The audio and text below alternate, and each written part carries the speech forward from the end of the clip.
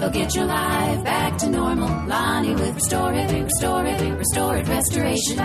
Welcome to another edition of the Service Guys podcast. I'm your co-host, Ruel Abadam. On the other end of the recording is our good friend, our service professional, Lonnie Beecham. What's up, Lonnie? Where you at? I'm at home. Okay. Thought I was hearing sound like maybe you were on a train or something for a second. No.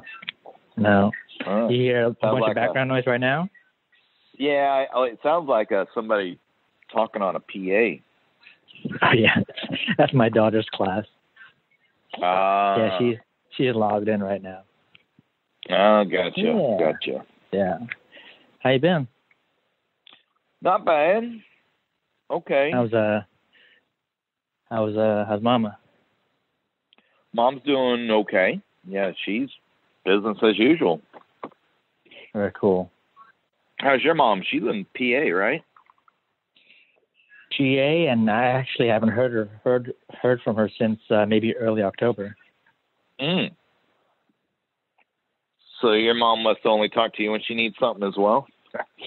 That's about the only time I ever really hear from Mom is if she needs something. No, because, she's staying with my brother, so everything that she needs is, all her requests are to go towards him.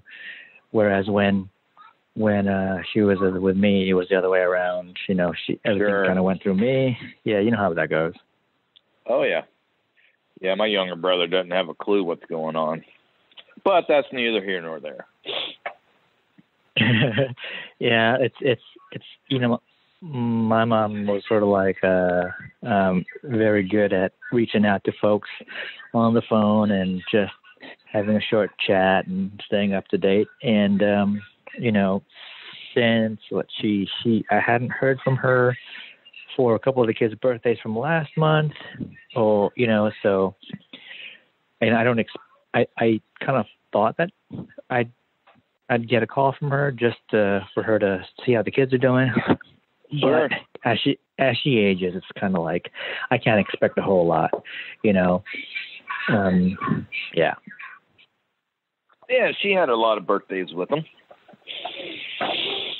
Yeah, she sure did. I keep telling myself that I'd call, I'd remember to call, but then every time I remember to call, it's typically really late on their end for me to even do that. So, right. What are they? They're 3 hours.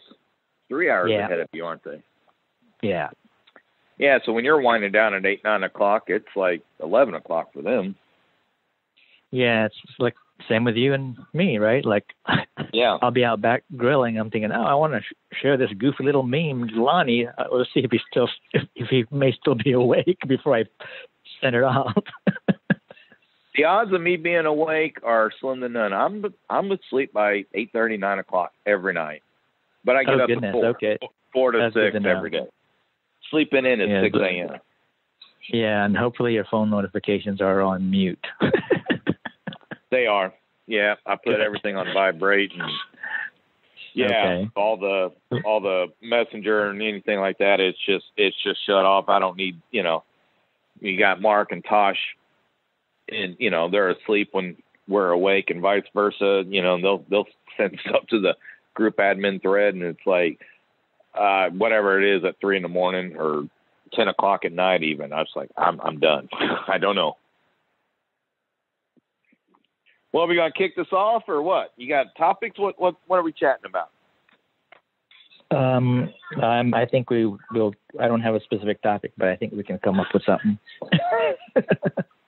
Well, I can start off by telling everybody that I just had a customer give me a $100 bottle of Japanese whiskey as a thank you gift for helping them out. Wow. Really good. Congratulations.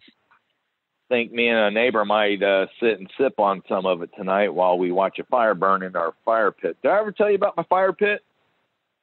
No, but you did talk about not having sprinklers. But yeah, tell me about it.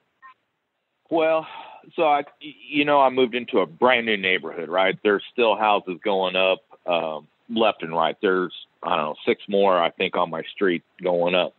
So my wife and his wife were walking, and they were eyeballing these perfectly I don't know, what are they?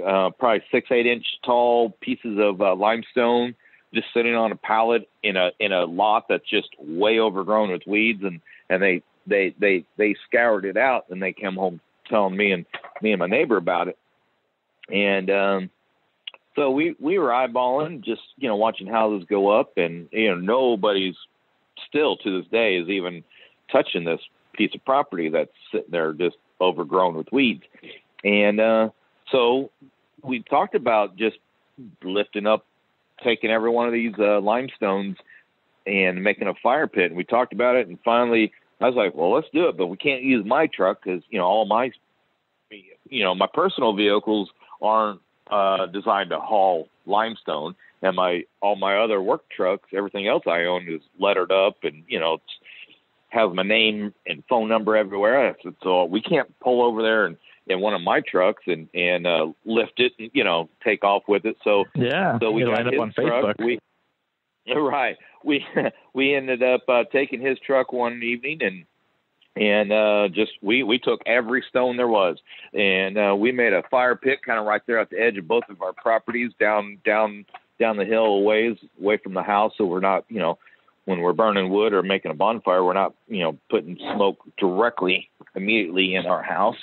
And it's worked out. We get together, I don't know, 2 to 5 times a week. We'll light a fire and watch it burn, and I've been using it to burn my wood scraps and stuff from finishing out my basement.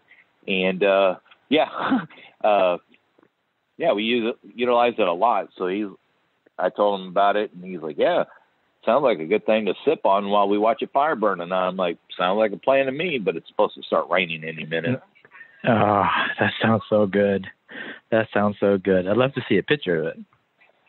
Of the whiskey? Oh yeah, and the fire pit. My fire pit. Yeah, I'll do that for you. I'll shoot you a picture of it. Yeah, it's Hibiki or something. Hibiki. Whenever I first met this lady, going through her, looking at her mold situation, she has the most extensive bar in a residence I've ever seen, and everything's high end. And I was just looking at what we were going to have to do, and I saw this label that I never saw before, and I picked it up and I read it. I was like, Japanese whiskey, never heard of it. And I pulled the cork out and I smelled it, and it smelled nice. And she's like, well, you can have a shot. It's like, well, thanks, but it's it's 10 o'clock in the morning, and like I still got to go to work. And she was, well, no big deal. Moved on, and we were looking at everything else. And then, as a thank you gift, she brought it over to me, and man, it is smooth. I took a sip of it. I couldn't resist having a sip. So, shout out to Emily if she hears this. That is a very, very good whiskey. So, yeah. Wow. Very cool. Now I want all the stones. Yeah? Yeah, stole all the stones from my fire pit, and now I'm going to sip whiskey on next to it tonight. I want to see the bottle. I want to see the fire pit, and I want to see a picture of her extensive collection. Well, it's a nice. Every bottle she has is $100 plus, and so I looked this one up, and it's $100 bottle of Japanese whiskey. And I was like, wow. I mean, it is good. It is like a new favorite. Very cool. Yeah, I think the only Japanese whiskey I've had, I think it's a whiskey, is something called Suntory. But yeah. Yeah. That's what this is. It's a Suntory. Have you had that? I had it gifted at one point. I don't know if there's more than one kind, but I definitely remember the name Suntory. And that didn't last long. Suntory whiskey. Yeah, it's smooth, isn't it? I looked at their website. They make this, a gin, and vodka. I don't like gin, and vodka has no flavor to it. And I've never had birthday cake vodka, so I don't know what that stuff tastes like. But I'm not a vodka fan. Gin, I hate gin. The only one I can halfway tolerate is a Hendrix, and that's just okay. But this is This is nice. When you're hiring someone to clean your carpets, you're probably assuming that they're using better equipment and better cleaning solutions than you would. Unfortunately, this is not always the case. Their equipment should heat the water to 200 degrees to ensure that your carpets are not only clean, but disinfected. Next time you hire someone to clean your carpet or tile, ask them how hot their water gets. If they don't know or it's less than 200 degrees, send them back and call me, Lonnie Beecham, with Restore It Restoration. I'll get your carpets done right and your life back to normal. Very cool. So is this the mold job that we were chatting about where, you're just waiting on tests and stuff? No, that's a stinking nightmare. Although I tried a new technique today, so I'm anxious to see how that all turns out. A whiskey drinking technique or a mold remediation technique? A mold remediation technique. So this one I was telling you about, we got the initial lab report. Okay. So we go through and we do our thing. I have the duct work cleaned by a guy that, so these ducts were never cleaned. I don't know if you know this or not, but most duct work doesn't get cleaned often enough, and it's not uncommon whenever I go into a situation that they've never been cleaned. And I can tell if they've been cleaned because there's, we have to drill like 2-inch holes to put our air whips and stuff up inside the trunk lines. And, there's no signs of that. And then we also got to cut a 10-inch round hole in the returns and the supplies. And then we cover it with a piece of sheet metal, and you screw it in and tape it off with the ductwork tape. And so there's no evidence of this place ever being cleaned, or the ductwork being cleaned, I should say. Yeah. So when builders are building, they're notorious for, if you got a floor vent, they'll just sweep everything into the floor vent, and then they'll even go so far as to take their hand and shove, the sawdust and, drywall and chunks and carpet scraps. They'll just shove it far enough in there that you can't see it. So, so I get my first test back, and there is so much microscopic drywall dust in the air that it was hard to see the mold. And then there's I forgot the type of mold that it is, but it's indicative of being in the ductwork. So this guy literally just spread mold throughout this whole entire house. And so I failed that test and had to get, I got the guy that I really like to do my ducts. He came in. I even paid a HVAC guy to come in and pull the components apart inside the furnace cabinet. And he pulled the blower motor and pulled the egg coil out, cleaned everything up. I even, she had some parts missing, or the wrong size. She had a filter for her humidifier.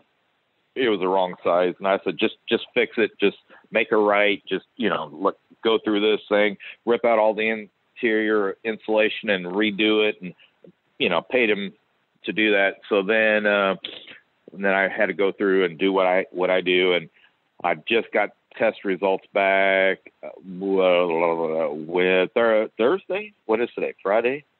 I got it back Wednesday.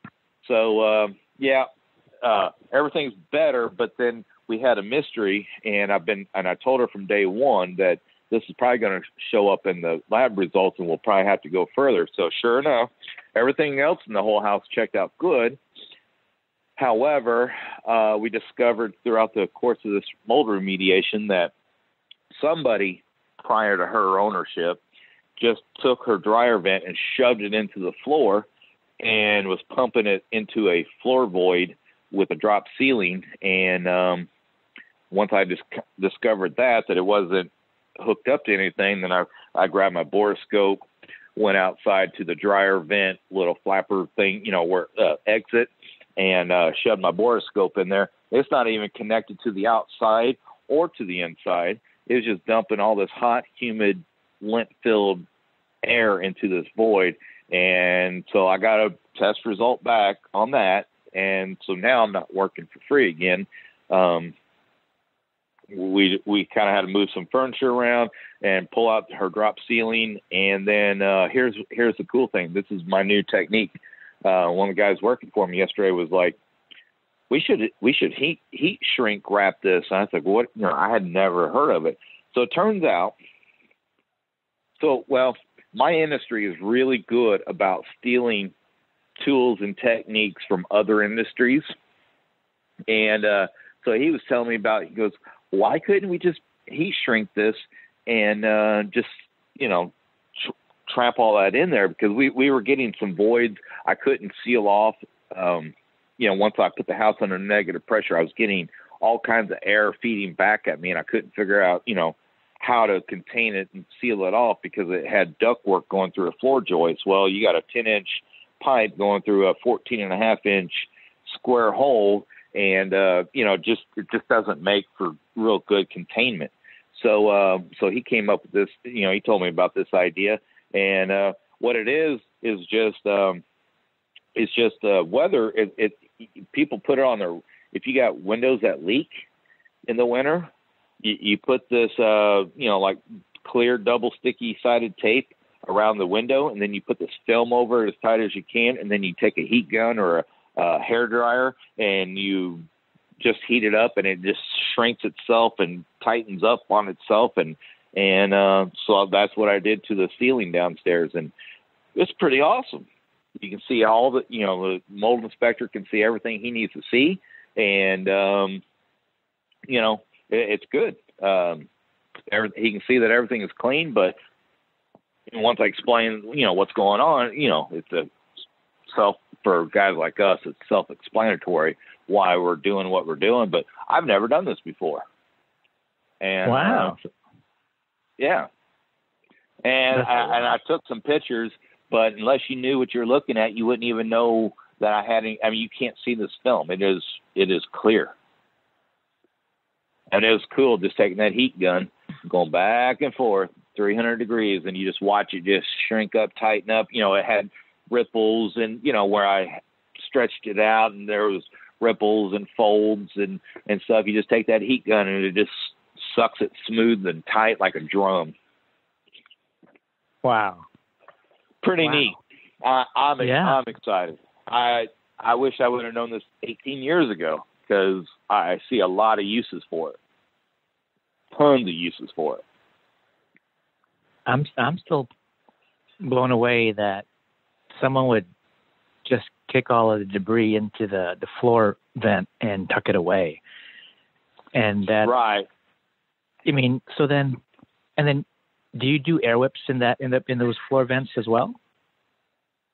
Yeah. So when you're cleaning ducts, you got to cut those holes, like I was saying.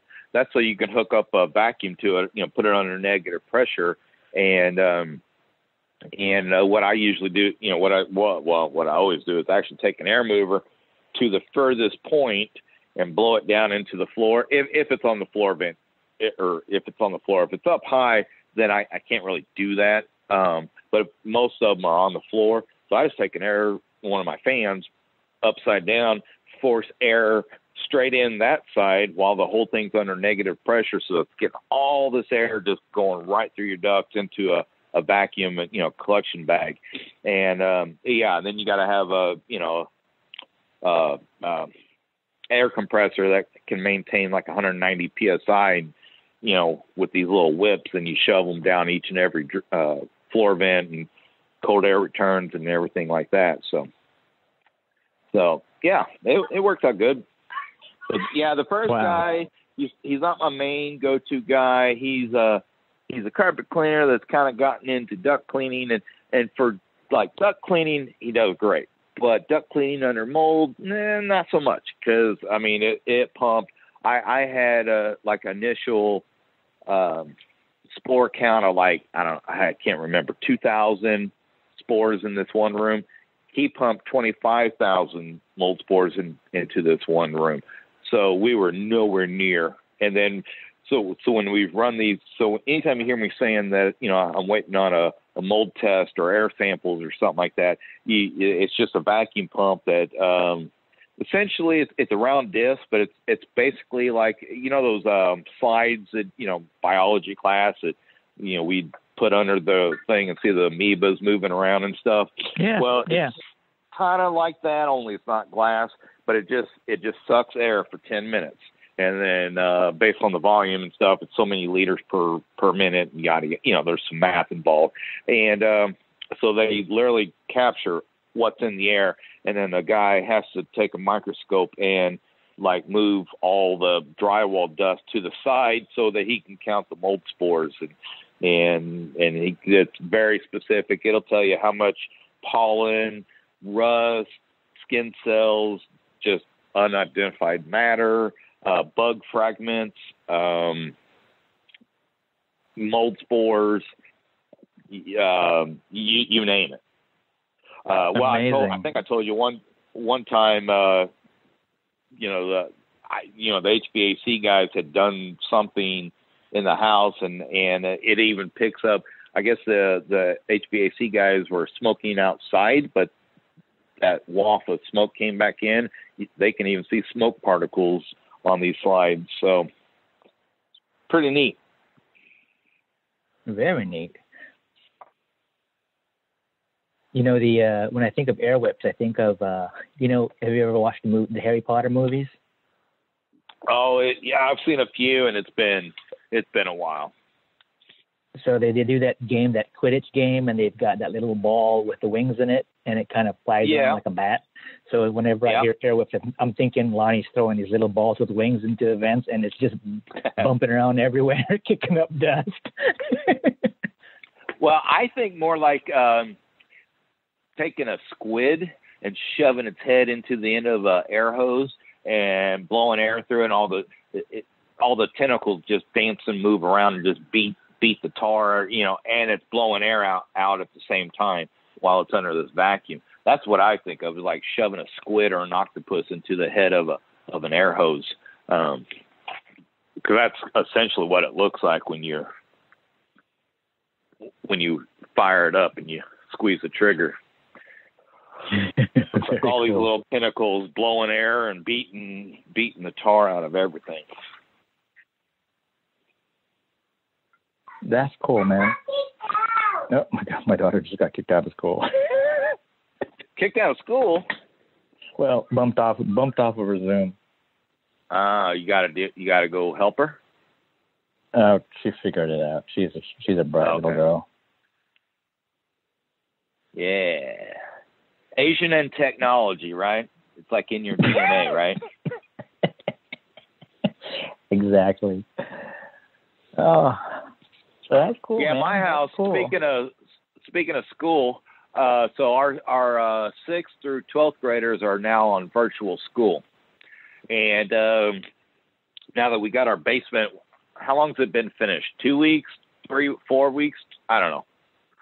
Right at a month or less. But anyway, my basement has turned into the schoolhouse for my oldest daughter and her friends. Since we have fiber optic Wi-Fi, we have the fastest internet out of all her friends, and then we got the biggest basement, and put a couch and love seat down there, and now they're slid out of the way, and I have those those folding like garage sale tables. I got 2 of those in my family room downstairs, and then another one to the side. I don't know what that one's for. And then the back office, we call it the cave bedroom, is now the testing room. So yeah, we got it like all day long from 8 a.m. to 4 p.m. We have 8, 9 kids in our basement doing their schoolwork. Okay, cool. That's what we wanted. So yeah, we wanted cool. the house filled with the kids, so teenagers. So yeah. Yep. You gotta like run those. I don't know if it's real scientific and true. Those some sort of like specialized lighting that's supposed to break down like bacteria and stuff. You just kind of put that at the entryway and have everybody get zapped. oh, those UV lights. Yeah, I don't know if there's any truth to it or not, but There's actually some. If you put those in your ductwork, it does actually cut down on virus and bacteria and stuff as it's circulating through the air. There is some truth to that. Oh, okay. Yeah. Yeah, but no, we don't have any of those. Speaking of lighting and things, or scanning and things, my daughter, I took her to the hospital a couple days ago, and she had an ultrasound done. Yeah, it was. I think we went overboard with basically dealing with my daughter's tummy ache. Oh. Yeah, so she had a tummy ache, and we're not used to seeing her sort of like cringe and be in pain and all those things. So it's like, I as a guy, I'm like, we could sort of like just try and soothe her symptoms with maybe a warm compress on her tummy, and just sort of maybe she just needs to go poop or something. Right. And that's my mentality, right? Meanwhile, my wife, she's more like really more cautious about stuff, and she's like, let's just have her checked out. I'm thinking, we could do that too, right?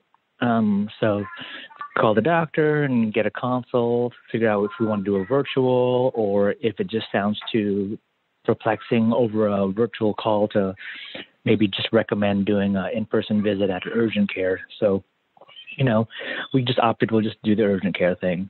And, the urgent care doctor didn't figure out anything, that there's nothing in the pee sample indicating, major issues or infections, and she's able to sit up and lay down pretty decent, and the whole time she's gradually getting better, right? So right. By the time, I take her to the hospital the following day with the doctor's orders to do an ultrasound, she's completely totally fine. Right? But we've already committed to this appointment. So she's laying in the ultrasound thing, getting her belly gelled and scanned, and I'm thinking, last time I was in this room, we were scanning for one of our children to figure out how they're developing in the womb, and maybe we can get a glimpse of what the gender of the child is going to be. So I'm thinking, this is so weird. Well, that's awesome though that she's okay. I mean. Yeah, she was fine. Everything looked normal. They looked at all the organs, and she was very curious about the whole process. She's like, "What is that? What's that on the screen?" And they're like, "That's your spleen. That's your intestines, and this is your, So, yeah, she's cool. It all checked out good, so that's awesome. It all checked out, and part of me was thinking like, "Oh my God," got a little nervous. Can't help it when you start getting into that environment. What are you going to see that you can't see when you're at home? Just putting a warm compress on somebody's belly. Yeah. No appendicitis or anything. No stones or anything. Yeah. Well, that's good. I hate it when kids get sick. Yeah, she's fine. Funky. Cool. Oh, good. I reached out. I was trying to reach out to Mark again. Like, hey, I want to get you on as a surprise guest, and we'll see if we can surprise Lonnie. But he's too busy biking, I'm pretty sure.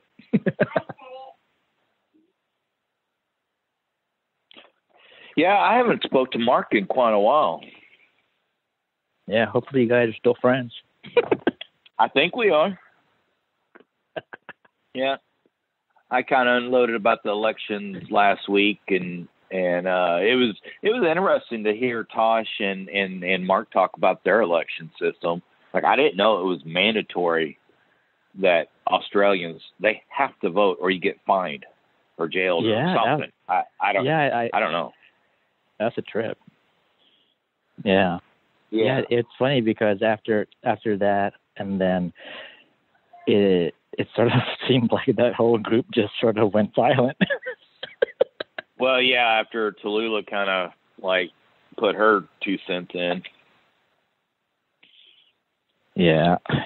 So funny. So funny. But yeah, I couldn't get Mark on. bummer. I thought maybe I should reach out on other previous guests and just, try and just do this whole surprise guest element to things, because you did it. You were doing it with Megan. Yeah, Megan. Yeah. Yeah. Mm-hmm. Yeah, her state's on lockdown again. Yeah, so is your state. Yeah, it's funny, up, dude. What's funny? It's like I told my wife about they were doing this whole what do you call it, curfew thing from 10 to 3, 10 in the evening to 3 in the morning, and then my wife's like, "That's dumb." I'm like, "Yeah, I mean, they're just hardly recommending folks to do stuff, right? Suggesting that they stay indoors and don't even travel and whatever," which I get, but soon after that was posted, whatever the governor's announcement was, the sheriff of Sacramento County, he announced on Twitter, was basically like, that's all well and good that there's this order or this thing from the governor, but just letting you know, I'm not going to have any of my staff, my officers go out to people's houses and stuff just to see that they're complying to this order, right? They're not going to spend their resources going, basically going into people's like Thanksgiving week and saying, "Are you being good? I'm going to slap you on the wrist." So already I don't get it. A public official's like, nah. Now, if it's public safety, real police work, right, real sheriff work, then that's a different thing. They'll act appropriately. Right. But then we're going to use resources for, like, just to say, it's past 10 o'clock, you should be indoors, But meanwhile, your governor is telling everybody that they have to wear a mask and they can't, go out to eat. They got to social distance. And then we're all seeing his photographs with him in a restaurant, $850 a plate, not wearing a mask, and he's with the CEO of a hospital and the top lobbyist something with the hospital and 12 other people or whatever. And it's like, you're telling your constituents to stay at home, wear a mask, social distance, don't go out to eat, don't do anything, don't have Thanksgiving, and don't even dare think about Christmas. But yet, and then you also got legislators, 8 of them flying out to Hawaii to talk about coronavirus. Hello. Yeah. And $500 a room. It's $500 a night for each room, and there's 8 of them. So what's that? $20,000 a night? A night, and they're there for what, 5-7 days? Yeah. Yeah. He should just come up and say, "I'm a politician. I'm not just a human. I'm also a politician. So I'm going to be making stupid decisions." And well, I'm just then his aunt goes and gets her hair cut a month or 2 ago without a mask and all this, and then tries to blame it on the hair salon owner setting her up. It's like, no, you're the one who made the appointment. I happen to have cameras, and I let it be known that you're walking around getting your hair blown out and cut or whatever. Yeah, and about the same time, I read that the sheriff of Sacramento was like basically blowing off the order. I was sitting in the parking lot in the vehicle as my wife was doing some grocery shopping, and she texts me and she's like, "It's happening again. People are wiping out all the paper products." Right? Yeah. I'm like, toilet paper is going. I was like, "What again? Why is staying at home more often suddenly, an urge to go poop more, and spill stuff more, that you have to wipe out all the paper products?" So I don't get it. Couldn't believe it. We got the same thing right here, and we're not even on lockdown. I wasn't even aware that people were panic buying again. So we got home. We got home, and then I used the DoorDash service. I'm like, let's go get one of these convenience shops to send us a couple of packages of this and that. And so we placed the order. We're thinking, okay, we're good, right? Because it's on their selection of products that you can buy. So only to get a text from the DoorDash service saying like, I was only able to get like one package of toilet paper towels and all the other stuff we couldn't get. I'm like, oh, okay, well, fine. I'm thinking that it was just a fluke, right? It was just that particular store. I went and DoorDashed from a different store, and then the same thing happened. They reduced the order down to just a single thing. I'm like, okay, great. So we did a workaround, and we have a buddy who works at a Costco. Oh, there you go. And then just today he delivered a big old package of the TP and the paper towels, and so we're good. So the Abadan family can poop again. We can poop again. I mean, worst coming to worst, we're just digging ditches in the back of the house, right? Yeah, I don't get this, man. I really don't. There's a lot of studies out there showing that the masks are actually. There's a Dutch study out there that was supposed to be the end-all, be-all, prove that masks work. Well, it shows that it doesn't. And then there's where do the Marines train at? Camp Pendleton. They had two barracks. They put the Marines through a test, right? One group of basic training guys were like double masked up. Everything was ultra cleaned, sanitized, bleached down, cleaned, and all this. And then this other barrack was just business as usual. No masks. No, everybody's kind of social distancing now, but yeah, so the group that was double masked, the only time they could take it off was when they were eating or sleeping. Otherwise, they were wearing these masks, and they had more COVID cases in the masked up group than the non-masked up group. Of course, they don't want that getting out there. They don't want that getting out there. But if you think about it, if you have COVID and you're breathing through a mask, guess what? It's getting filtered and caught on the mask on the inside, right? But let's say you're shopping and you're on aisle 4 at the grocery store, and that person over there is, they have COVID, but you're wearing your mask now and you're breathing, so it's getting trapped on these masks. And then people are not wearing them properly. They're not wearing the right kind for the right situation, or 99% of the people are reusing the same mask over and over and over. And then they're showing guilty. Just your exhalation of breathing out is enough to cause microbial growth on that mask. So you're breathing out, and then you're literally like growing bacteria on this thing, and then you're inhaling them right back in. More people are getting sick from wearing these masks than what they think they're accomplishing. I don't get it. Yeah, don't get it. The mask. I don't get it. And how about like the rest of your person, right? Your clothes, your jackets, your hair, all these other things that you can catch all of these droplets and whatnot. Exactly.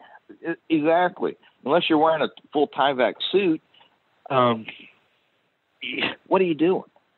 And then how many times have you driven down the highway and you look over and there's somebody over there with their rear mask hanging from the rear view mirror? And it's like, you've already won that. You don't want to waste it, so you hang it from your rear view so it doesn't get all, scrunched up on the floor or in the console or anything. So you hang it up, and then you're going to go to the next grocery store and you're going to put that same mask on to go into the next store. When really, when you're wearing a mask, and like when we go outside to take a break, we literally, if we're wearing the N95s, we dispose of them. If we're going out to have lunch or whatever, we don't just take it off and put it back on. We dispose of it, get a new one. Well, but because everybody's wearing a mask, they're, N95s are kind of hard to come by. So you got to recycle them because you got to reuse them. It's mind-boggling. I still can't get over the fact that the CDC is telling us to wear a mask. It saves lives, but don't wear a mask wearing a mask isn't going to we've already had this conversation, but it ain't going to protect you from wildfire smoke, but it's going to protect you from a virus that's a lot smaller than a smoke particle. Come on. Yeah, it's all for show, and all this good information that you're talking about, it isn't popularly known because I figure they just don't want people to panic, but people need to know, you know. So that's why the Service Guys podcast is in place, so that we can be that beacon of knowledge. Yeah, with all three of our listeners. Yeah. Can you imagine? Humanity has been saved thanks to this one podcast. Well, I listen to a ton of podcasts about this, and I'm listening. You know, there's a mold. So this kind of goes along with the same vein of what I do. A lot of industry podcasts are, you know, they're talking about COVID and stuff, and I just can't. I can't figure it out. And then if you talk to somebody that's one of those mask, oh, wear a mask, save lives, blah, blah, blah. You talk to them, you're like, well, did you know that the CDC is saying that these homemade masks or any of these masks that you're wearing doesn't filter out smoke particles? Well, no, I didn't know that. Did you know that the virus is way smaller than the smoke particle? Smoke particles about 5 to 10 microns. And, and our HEPA filters get down to 0.03 microns, and the virus blows right through my scrubber. It doesn't even filter it out. It's 0.1 microns or something like that is the virus molecule size. We're talking microscopic, can't see it. But yet, these masks that are being reworn are going to save lives. Give me a break. So the family went to the mall, the local mall, the indoor mall, and it's like a ghost town. But there are still some places that are open and stuff. But I remember seeing this one big guy, real big guy, and he had a mask that was like maybe it was like a toddler mask, and it literally covered part of his nose, the nostrils, and just enough of his mouth. And then he had a big old beard. He had a big old beard, and I was like, "You look stupid," and that's not going to do anything, you know, but prevent you from getting kicked out of a store because you are meeting the minimum requirements of having a mask. Just a waste. Yeah, I can't wait till I've probably told you this. I can't wait to look back on this in history and have, you know, people in 10, 20, 50 years say, what were we thinking? I could be way wrong, and obviously I'm not a doctor. You know, I don't really, you know, I'm not a doctor, but yeah, even our esteemed Anthony Fauci is on, you know, he's going, there's photos of him going out in public without a mask on, but yet he's telling us we're supposed to wear a mask. Come on, get real. It's a race. I think it's a race between complete infection across, right? What is that? That supposed herd immunity, and a race between that, and if any effect of any of the vaccines, you know, to help sort of fix things. But you know, we're back to where we were, where they were saying we just want to minimize the infection rate to not overload the healthcare system. Right. But then, if we do a level of it this second time around, who's to say there isn't a third time around? Because we don't have a vaccine really yet that people are benefiting from, and we're just slowing down herd immunity. So we could be round 3, and then how much damage more damage is it going to do to people's lives? I mean, you know, being able to provide for their family, operate their businesses. Oh, right. It's so screwed. Yeah, and we're excited about some vaccine that has a 95% success rate. Whenever the CDC is telling us that 99% of the people that get COVID are going to be fine. Unfortunately, somebody's 1% doesn't come home. I get that, but we're shutting down the world for the second, third, or still. I mean, your state has been pretty well locked down since the beginning, hasn't it? Then you got like states like Washington where Megan lives. They're wanting you to rat out your neighbors if they're having Thanksgiving dinner. They're wanting you to call in and report on your neighbors for having too many people over. But meanwhile, they're trying to do away with the cops and cut their funding and stuff. It's like, well, you can't have it both ways, people. You can't take the budget out of the law enforcement when you come up with these harebrained ideas to, rat people out for, having 8 people over for Thanksgiving or whatever. I don't get it. I don't get it. Speaking of Thanksgiving, what you guys got planned? We'll have a very awkward, strained Thanksgiving. Since I have, it's gonna be awkward. My father-in-law he's a stick in the mud. So I got my in-laws coming over. Well, so it's kind of limited. We have my wife's mom and dad coming over, and her grandmother, and then my mother coming over for Thanksgiving dinner. My mother will show up 30 minutes early, and she'll leave 30 minutes after everybody else gets there. And my father-in-law will just be his natural self, and I'm not going to be able to go downstairs and watch TV or get away. I'm going to have to be there to, have him ask me the same 3 questions that he always asks me. He never listens to the answer, and it'll be a good time.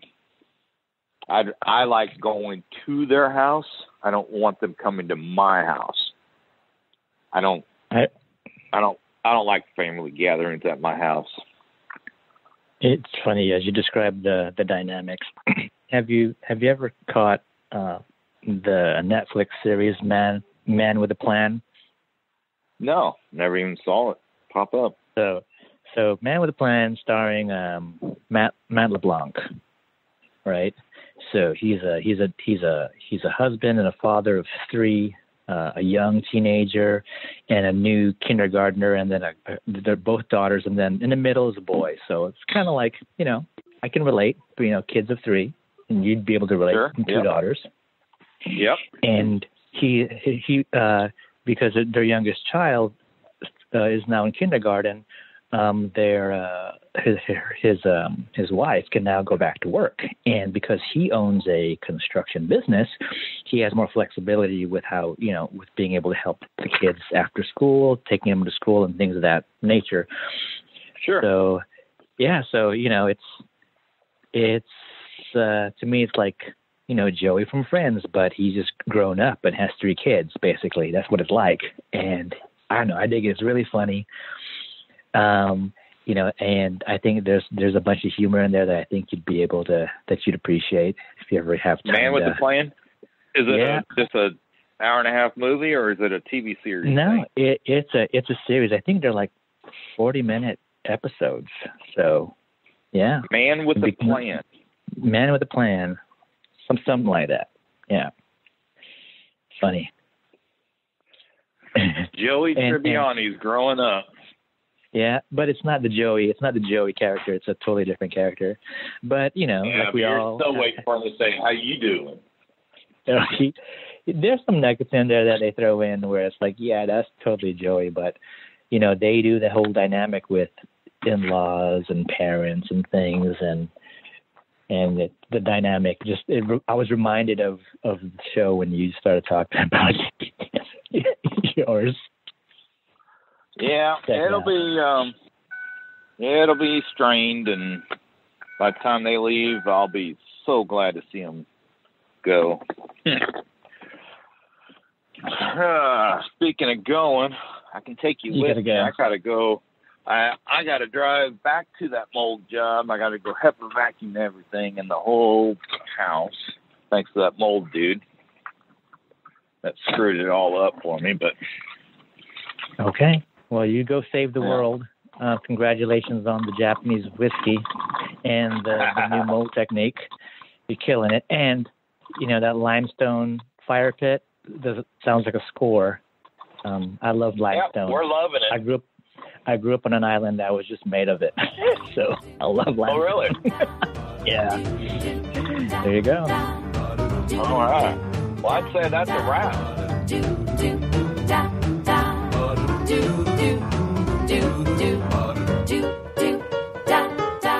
They'll get your life back to normal. Lonnie with Restore It, Restoration. This has been another Coffee with Heavy Cream production.